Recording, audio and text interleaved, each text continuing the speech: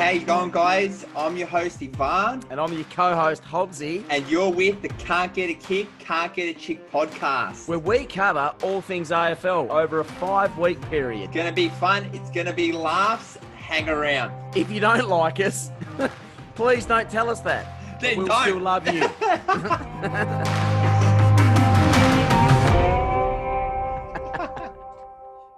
Hey guys, welcome to the Can't Get a Kick, Can't Get a Chick podcast. And you're with your host, Ivan and Hobbsy. Hobbsy, how you going, bud? I'm really well, Ivan, and it's a pleasure to be speaking to you from the Melbourne studio. Well, you are, and I'm obviously in Perth. One thing I wanted to touch on before we get going, Bont, is your favourite word easily is horrendous. It actually is. It's just a great word, and I think it just emphasises how bad something is, because horrendous is just a long word and a better description of like something that's something bad or there's something that's shit house is horrendous. So you'll be hearing that a lot, guys, through these episodes. Just word up. No, mate, it makes me laugh every time. I love it. And I just love your facial expression that usually goes with it. It's usually along the lines of horrendous, like just horrendous. No, it's just great words to get into. So how is your mental health going, Bont? We're talking about mental health. How's your day been, mate? No, it's been good. We had a public holiday over here. Just had the Melbourne Cup, so that was okay. And Melbourne seems to get back into the swing of things. So it's good. It's good to be around people now, and you can sort of see your friends. So that's really helping a lot of people. I think myself, there was a period there during this second lockdown where I wasn't working, couldn't go anywhere, couldn't see anyone. Felt just locked in my box, and the highlight of my day was really walking the dog, or if I got a chance to see my girlfriend, that worked out all right. But it was just very disheartening, and it's every day sort of seems the same. You feel like you're going nowhere. Your purpose is gone. You feel like there's no one around you, and as humans, we thrive off human interaction. And we need to have those relationships, and that sort of gives us a bit of life and a bit of energy. So, yeah, look, it was hard. I know a few friends close to me that were doing it even tougher. I'm a little bit fortunate to have a partner at the moment, and also, living with my brother and being so close to him. So that sort of helped me out a lot. But it's just a tough time, and I think we just got to be checking on each other, like you said, Hobbsy. Checking in on me just now, and I think that's great, and I think that's what we just need to remember. I think we just need to remember that on a constant basis to check on your friends and check on your mates, and it really goes a long way. And sometimes people just want to be asked, "How you going?" You know what I mean? And then just let them talk. You know what I mean? So I'm going to return the favour, Shuey, and how you going? Yeah, look, I don't. If I'm going to be really honest, and that is the platform of being honest. I feel like the last 3 or 4 months of my life have just been like really quick, and like it's been at like a real breakneck speed.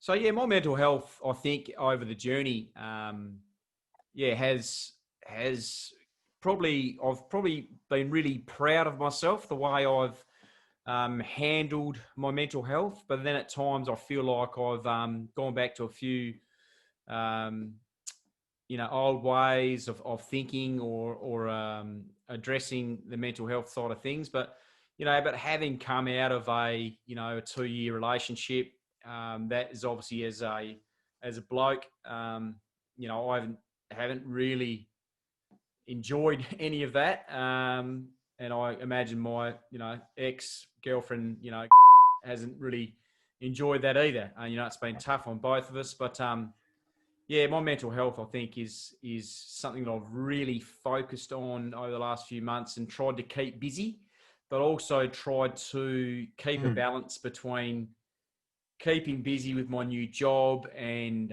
attending, and really putting some energy into this podcast, which I'm absolutely loving. But yeah, I suppose I've tried to just get that balance,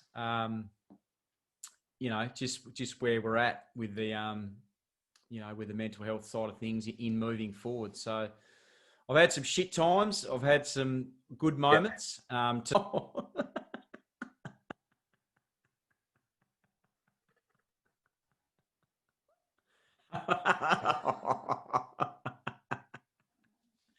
Connection is horrendous. Oh, do we just keep it? On Oregon, we just keep going. We've got to keep going. It's too, That too much was to do again. that was great for my mental health.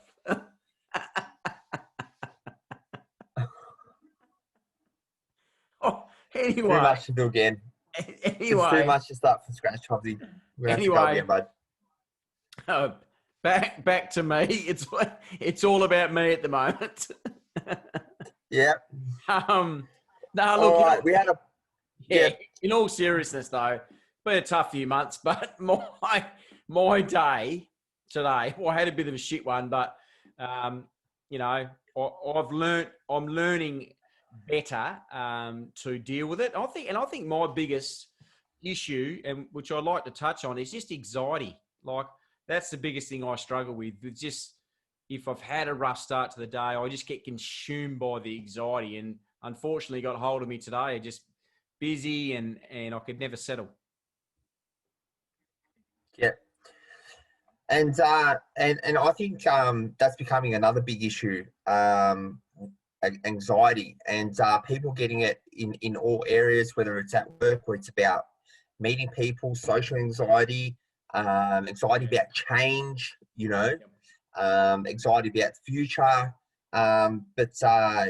Yeah, I think it always comes back to,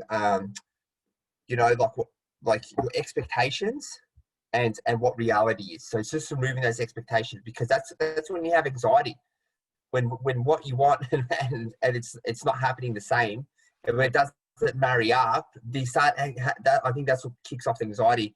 And as the podcast goes on, obviously I'm studying psychology, and I'll be able to have a bit of knowledge around this as time goes on. But I think that is the main factor that brings on anxiety. And I think you really got to, it's good to have expectations in life, and where you want to go, what you want to do, and expectations in relationship.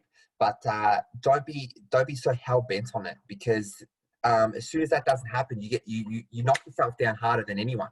You don't need people out there, me and you, Hobbsy, no one out there. You don't need people. We don't need people bringing us down, because sometimes we bring ourselves down more than anybody else. We're ourselves than anybody could ever be on us. When the doors are shut and you're there on your own, you'll probably, there's a lot of people that are giving themselves more shit than they cop outside in the real world. So just I think I would have, but I think I would definitely be one of those blokes. I've always been quite. Sometimes I can be quite solely focused. I can get really invested in what I'm doing, and if I'm not getting the outcome that I expected from myself, or that high standard straight away, I can get really irritable and really frustrated quite easy. And I think I just had one of those days today. Like, I've got to remind myself, like, I'm, basically a bit over 2 months into a new job, and I'm sort of tearing around, trying to just absolutely get 40 touches every game and kick 5 goals.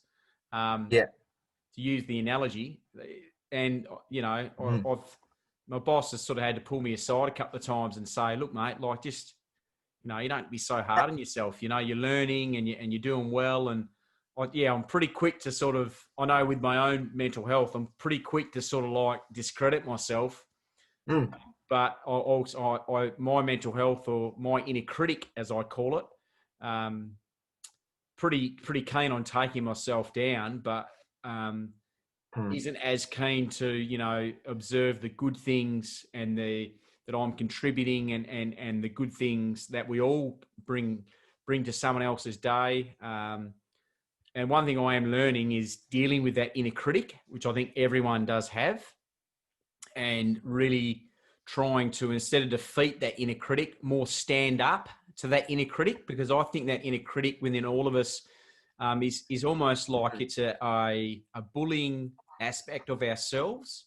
That inner critic, in my opinion, is really insecure. It doesn't want to not be in control, because then it controls you. So I really look at that. And I think, just for me lately, I've just tried to be a lot more selfless. And when I've been suffering through those anxiety moments, I've tried to do things for others, even if I have been suffering a little bit inside or a lot inside. I've tried to do things for others because it's a way of winning that war within me back, I suppose. And I'm not trying to make it a war, but that's my own personal experience. Yeah, and I love that, how you said, you know, when you're having problems, you like to sort of add value and give back. And I think that's very important, what people forget, because sometimes people are like, oh, I've got to do me. Yeah, it is really important. It is really important to look after yourself, and you've got to be selfish in a lot of situations, and you also got to look after yourself. But how many times you get energy from like helping someone out? Yep. You know, you help someone get that success, or, you know, in some way or another, you help someone get something what they want, and it brought you joy. So I think it's very important to find the balance of looking after numero uno and also helping the bloke next to you, a friend, an acquaintance, anything. Just go out of your way every now and then and put a smile on someone's face. It's, you know, it's 24 hours a day is, you know, imagine everyone spent that on themselves. Yeah, I know. No one would be happy. No one. No. So it's very important to do that. And going back, Hobbsy, and I love how you said that you know, you've got that critic that you're trying to shut down, but it's also, people forget about working on the relationship you have with yourself. Yes. Because don't worry about that external relationships, but what's the relationship you've got with yourself? That's the most important, because guess what?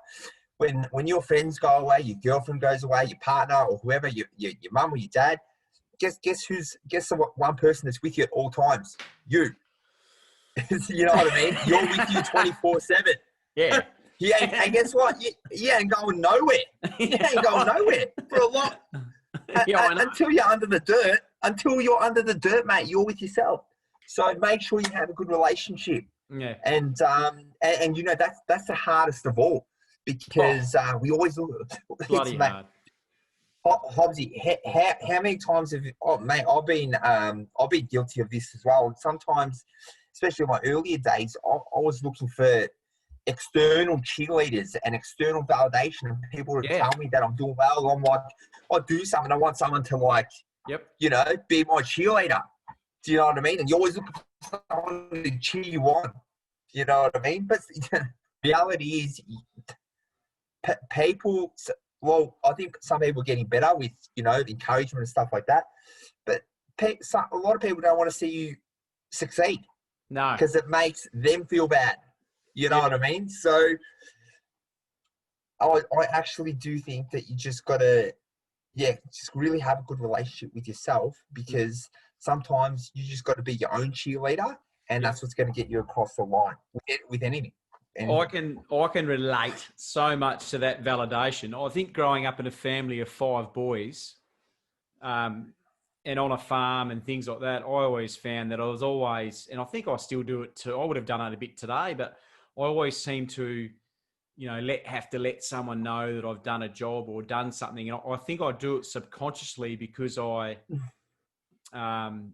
you know, maybe thought that I lacked a bit of praise as a kid or something like that, or I was in a bigger family and I felt like I had to stand out, you know, at every chance that you got. I don't know if it's attention seeking. I think it's just more, like you say, that the validation that you think is going to fill your cup when when you're already capable and you're already subconsciously what you're doing, you are filling your cup.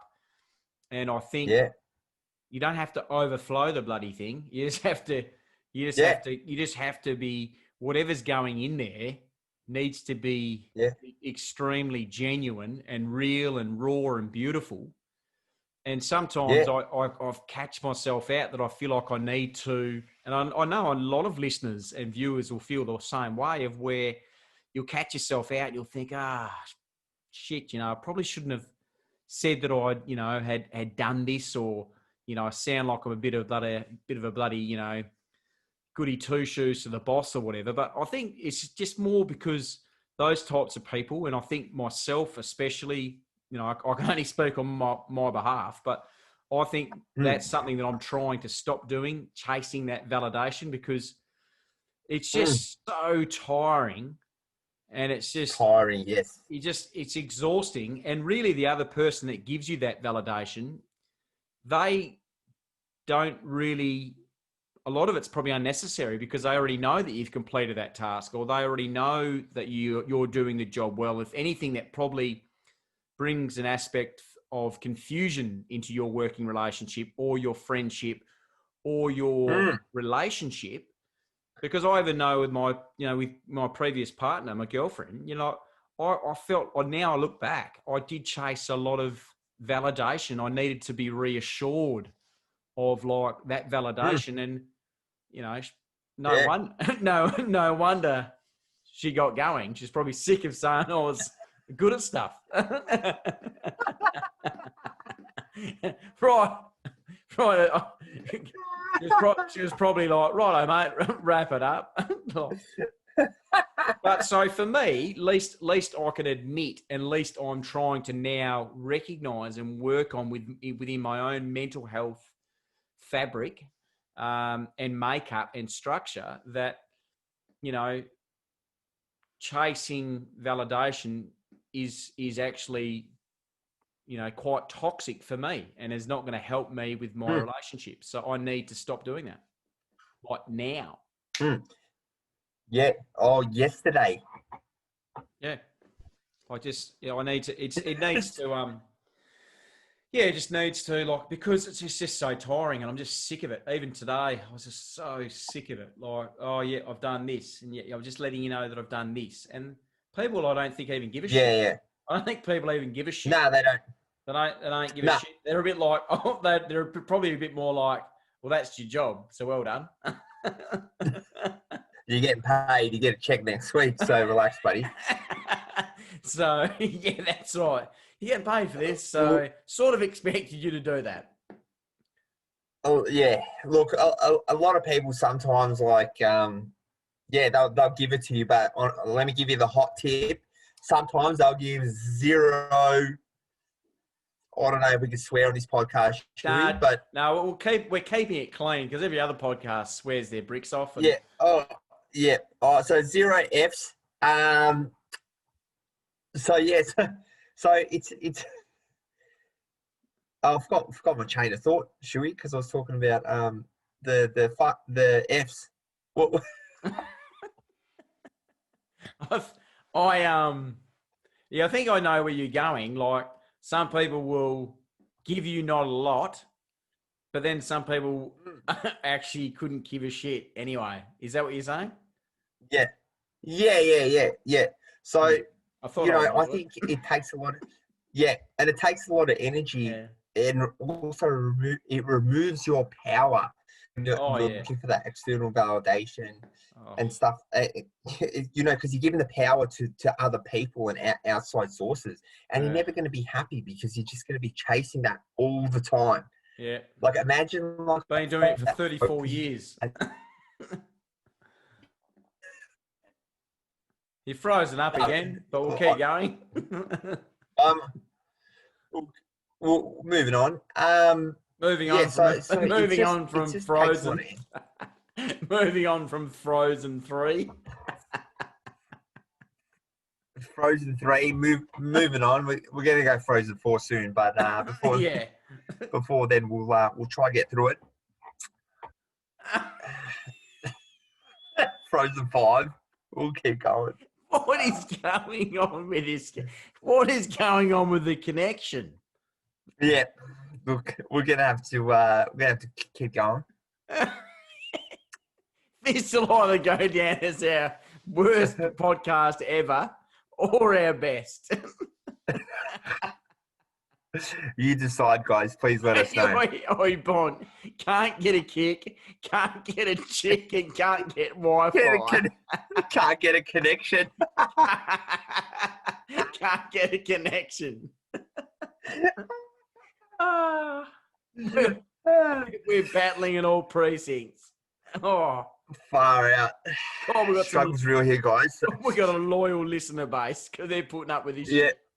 Look, guys, you think you have problems, but as soon as you can't get Wi-Fi, that's when the problems really start.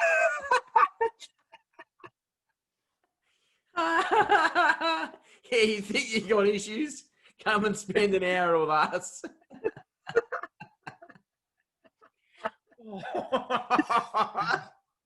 Oh, fuck. This has been the best part of my day. It actually has, guys. I'm really hoping you guys enjoying this part of our potty. But Yeah, classic. moving on, Obsy. Yeah, better be quick before the connection goes. Yeah, I know.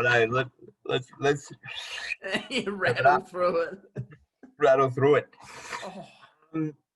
Yeah, so back to I think I was talking about, using your energy and focus, looking for that validation and someone to make you happy and tell you do well. That focus that you're using there, you could be focusing on something else that's going to move you forward, and something that's, or a relationship or something else that's beneficial for you. Yeah. And I think it's always about putting it on yourself, and don't put anything on anybody else, because then you're looking for someone else to change your life. You look at someone else to make your life better. And hope's great, but hope isn't a strategy. So you need to focus on yourself. Like, I think you need to focus on yourself. You need to look after yourself, but but just not looking for that external validation. I think that really impacts mental health. And even today, I won't mention names, but I probably should have mentioned his name. So I have a relationship with this person, and she was actually really upset over the weekend, and it was because she was constantly trying to please everyone. Yeah. And it's always about like making everybody happy. I don't want to make anyone upset. I want to please everyone. And you're chasing your tail. Every day you're chasing your tail. You're chasing your tail. At the end of the day, not everyone's going to be happy. You can't make everybody happy. Imagine for the rest of your life, your focus is to make everybody happy and not to make anybody upset. Let me give you the hot tip. It's not going to happen. It's just not. It's impossible. I think I might have got that bricklayer reference wrong. It's a one-armed bricklayer. But if you're a one-legged bricklayer and you're listening, don't take no offense. Don't take any offense to that. It's good that you're listening. Yeah. Good dollars laying bricks too, I reckon. $1 a brick now. It's ridiculous. So I was thinking about hanging the paintbrush and start putting up bricks, to be honest. Oh, yeah. Join the club. I'll come with you. $1 a brick? Yeah, $1 a brick, yeah. Is it? Yeah, it's $1 a brick. I reckon I'd do about 5 to lunchtime. And then I'll be like... You'd pull a hammy on the 4th brick. I reckon I'd just go spend my earnings at lunch and call it a day after my 6th brick. I'll be like, surely there's a KFC down the road. Surely. Oh, sorry, Bon. I know I've been laughing a lot, and it's a serious topic. But this is me getting through my own mental health battles. Yeah, no, you got to laugh it out. All relevant. You got to laugh it off. It's all human emotion. It's all relevant. But I think the other thing about also mental health, the biggest thing I think people forget is I know it's cliche and people, there's people that spew this stuff nonstop, but it's also finding your purpose, guys, and what you're Oh, passionate about. absolutely. If you're doing stuff that's not making you happy, you're not stuff that you're passionate about, and you're not like doing stuff that sets your soul alight, it kills you every day. I Every know. day you're not doing something that you're not passionate about, or even if it's just a hobby, it doesn't have to be a career. But find your passion, guys. Find stuff that sets your soul alight, and that really gives you energy throughout your life. And I've seen it happen time and time again. People, when they find their purpose, their passion, that just spills into other areas of your life. Anxiety just goes away. Doesn't completely go away, but it's definitely shrinks a whole lot. Passion, purpose is a massive helping hand to look after depression, anxiety, and the thing is, you won't find it straight away. Sometimes people take a year, 2 years, 3 years, 4 years to find their purpose and passion. You've got to try things. You've got to look for things, look for different things that you want to try, or could be anything. And that's just something that I've found through people in my life, and also personal experience. Well, it may not come as a surprise to you, but you're looking at my passion. I have always just communication. I feel the most at home and the most relaxed when I'm behind a microphone. I've felt like that my whole life. Talking to people, communicating with people, interviewing people, doing outside projects like this. It makes me feel that fills my cup up massively. And I wish I could do this every minute of the day. I absolutely love it. And you never know. But I know for me, I have dealt with a lot of my own down times and depression and anxiety and stuff that's got on the road for me through humor.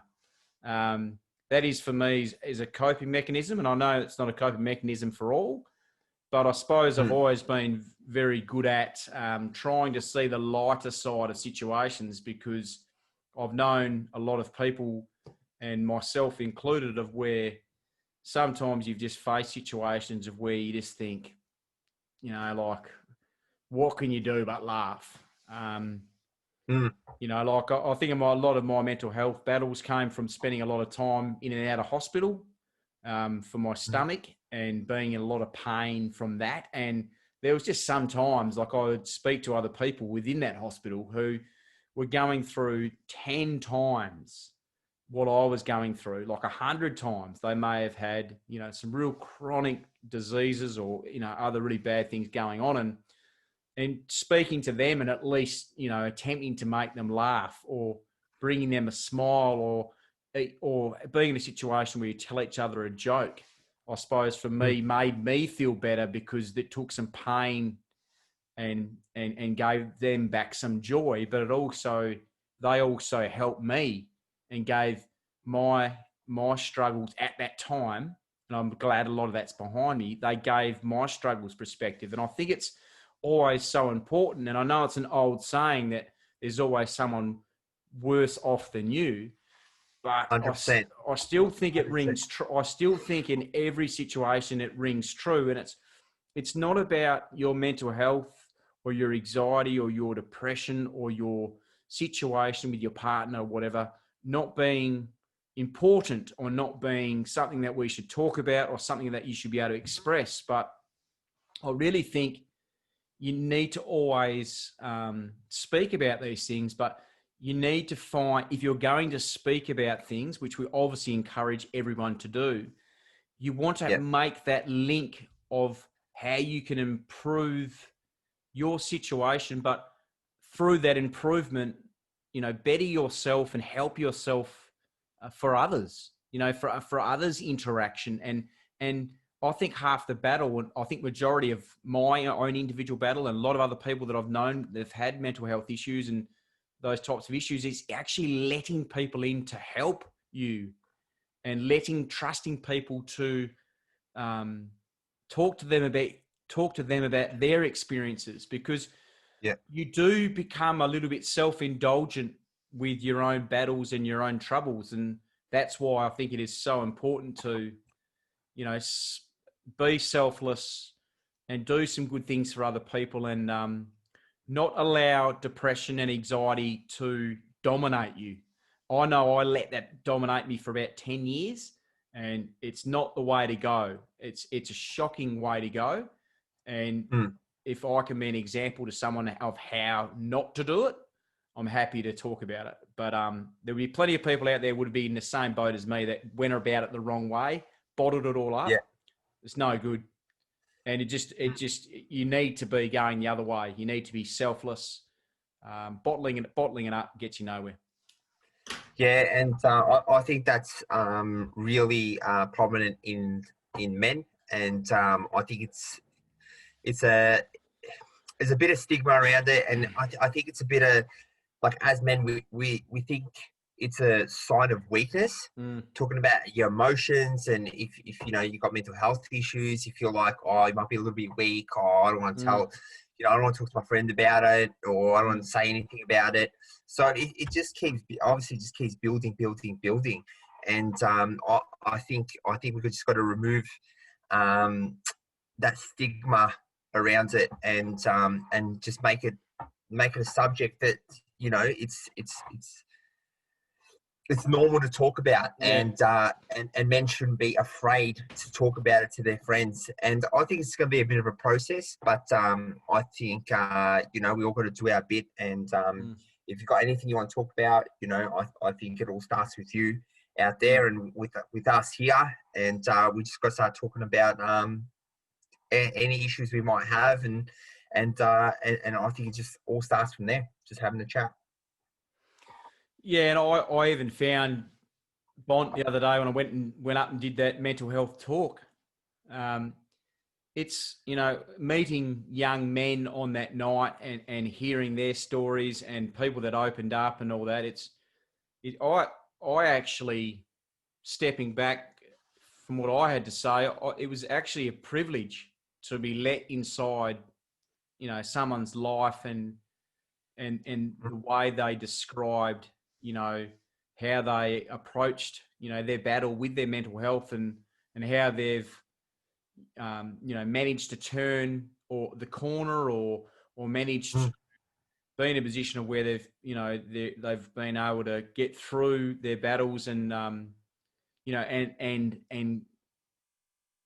live on, and I think that's the thing that we, I think this country is just terrified to speak about, is that, we're talking about it, and we're trying to make improvements, and we're trying to create that space of where people can just talk about their mental health normally, just the same as they talk about, having something wrong with their leg, or it is just another part of our body, our brain.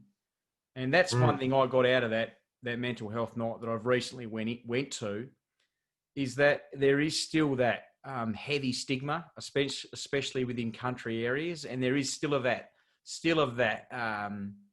she'll be right type attitude and reliance. Unfortunately, I know that I've seen it within West Australia. There's still a little bit of that reliance on alcohol to get blokes through and just to sort of numb it out. And it's just there's the levels of suicide and the levels of people that are being taken by this disease, which I call it a disease. I just think that it's a disgrace, an absolute disgrace at a federal level that we aren't acknowledging it a lot more, because the stats are there plain as day. And 60 men a day. It is ridiculous. And all of those blokes all fall into our category of ages. And I didn't really know how to word my spiel the other night on Instagram, but because I really wanted to touch on the word suicide, and I wanted to touch on the word but I was also very sensitive to those people that have lost, people in the past and unfortunately will in the future. But we just got to quit eggshelling around this subject. It's just like people have just got to get with the program, that it's not going away. And there's one thing that a good saying that I picked up on the other night is we've got to work out and start working out our opposition. And in footy terms, our opposition is depression. Our opposition is anxiety. Our opposition is not talking about it. And the results of that are suicide. And young men, middle-aged men, older men, especially men between the ages of 18 through to 40, taking their own lives. It's just got to stop. We can't allow it to go on. It's just I agree. And I love how you said it's not going away. It's actually not even going away. It's getting worse. Exactly. Suicide's been on the rise. Anxiety, depression, mental health issues have constantly been on the rise. And like you said, there's no solution from it. Obviously, Beyond Blue and stuff like November, and there's people coming out and acknowledging this. But I think it also it just needs to be. I think it just needs to be tackled at an earlier age as well. And like Agreed. you said, Agreed. like you said, especially in the country, males get on the terps to sort of numb the mental pain and stuff like that, sort of like a bit of a mask. But I think that goes right around Australia, and it's not even the terps. It could be drugs, it could be alcohol, it could be anything.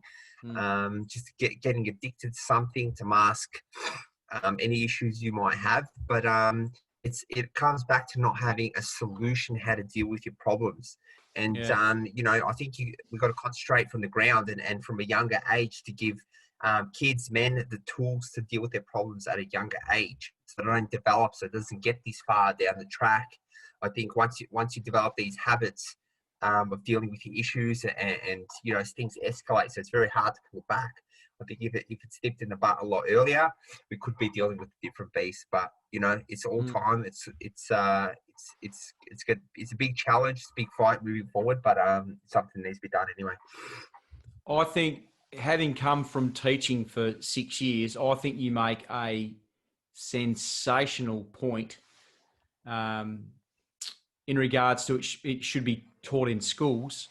Like, I think within schools, I think kids at a primary school level should be learning more about, even late primary school, when it's probably a little bit more, like year 5, year 6, they should be learning more about superannuation. They should be learning more about the monetary system. They should be learning more about the job market in a lighter capacity. But at the top of that level, and the first thing they should be learning about, and obviously they go into high school of where they learn about sexual health and things like that. But if sexual health is important, and knowing about superannuation is important, and how money works is important, how the ATO and the tax system works, then what is going on? What is going on with mental health and people not being taught about the signs to look out for, or like you said, people should be getting taught about prevention as opposed to, having to deal with such large masses of people that are buggered or on their way to experiencing long years upon years of really bad mental health issues. And I think we can't wrap people up in cotton wool, but we can be doing a lot more, especially at the ages of between, say, 9 and 12, to really familiarize kids around with talking about their feelings,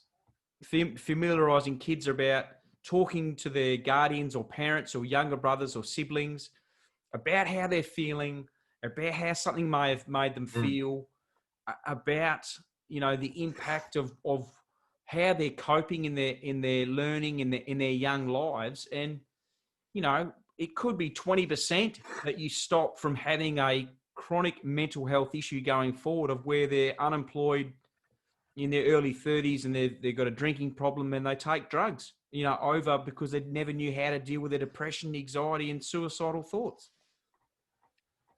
Yeah, that's exactly it. And what it is, I think, is that obviously, in high school we concentrate on learning maths, science, and stuff like that. But in the real world, we also need that mental resilience, and we need that mindset, because that sort of builds you that wall and sort of lets you deal with all the stuff. And we're not given enough tools at an earlier age to deal with those problems. And No. and yeah, you don't want to wrap them up in cotton wool, but you also you got to give them the tools to sort of fight back.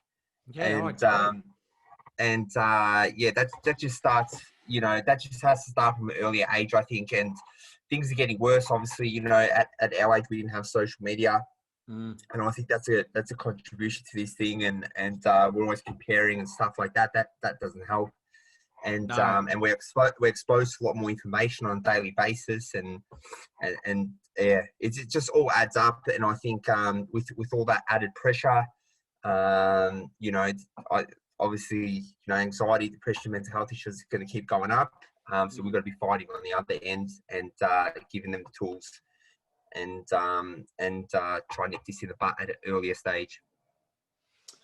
Yes. Well, Bond, I think I'll wrap us up. But Yeah, I wanted to just reflect on our first episode, well, obviously episode 6, but our first episode talking about, next stage of what we're doing with the podcast on can't get a kick, can't get a chick, can't get any connection. I can't get a connection. Yeah, Can't can't get connection. Wi-Fi.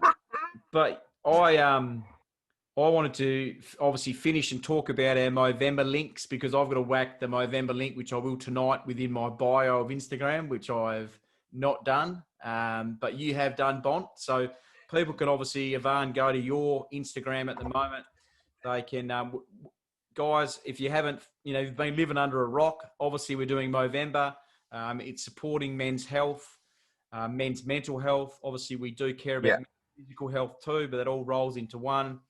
Movember is obviously is a major cause, that is to do with, talking about your mental health, but also suicide prevention. Both Bont and myself are extremely passionate about changing the course of where this is headed before, and getting behind Movember, which is obviously a cause that's been going for a number of years. We're also going to have a crack at getting the bloke that actually invented Movember on the show in some form. I will dig around and try and make that happen. I reckon that'd be great to get on, someone that's sort of at the top of the tree there, that's actually organised this Movember gig. And, it'd be great to have a chat on Zoom with them about those sort of things. So stay tuned for that. I'm going to give it a real crack in getting that bloke on, or anyone or a woman that's had something to do with it, that's connected. But yeah, one saying, Bont, that I loved of what you said tonight, I wrote some notes down, because you've actually really helped me tonight, and you would have helped a lot of our YouTube viewers and listeners, is I think it all gets back to that relationship with yourself, and the way, that you care for yourself. And if you're not caring for yourself, and you're not having that nice relationship, an open relationship, an accountable relationship with yourself, how are you going to help anyone else with their mental health, and support others with their mental health? So I just wanted to say to you, mate, that you helped me tonight, and I know that you would have helped a lot of other people, and hopefully I've done the same thing. Yeah, no, I love a lot of stuff that you put forward as well, Hobbsy, from your end. And I'm glad I could lend some assistance to you, and hopefully I've also lent some assistance to someone else out there. And just for me, guys, I think it's important, just going off what you just brought up. Yeah, just talking about your inner dialogue with yourself is very important. And that's something I try to work on every day, and it's hard sometimes. You catch yourself saying some not great things to yourself, and you just got to nip it in the butt. And it's just a muscle. It's just a muscle. It's just repetition. You'll get better. You get quicker. And before you know it, you're going to be your own best mate. And it's the best feeling, guys. So, yeah, that's for me, guys. I'm going to leave that on my end. Easy. I really hope someone out there got some value from me. Yeah, look forward to seeing you next week. Hobbsy, what do you got for us to wrap it up, mate? Well, just keep walking and keep talking. And if you get a chance, keep squawking. Just do whatever you need to do. We're here. We're not going away. And we just hope, that you guys that are going through some real shit at the moment, can grab hold of the light and keep going and talk to your mates. And that's what it's all about. Blokes, women, don't care if you're a bloody mango hanging off the back of a bush. You need to have a chat with someone. Talk to the other mangoes. Let them know how you're going. Yep, love it. All right, guys, see you next week. See you next week, everyone. Bye!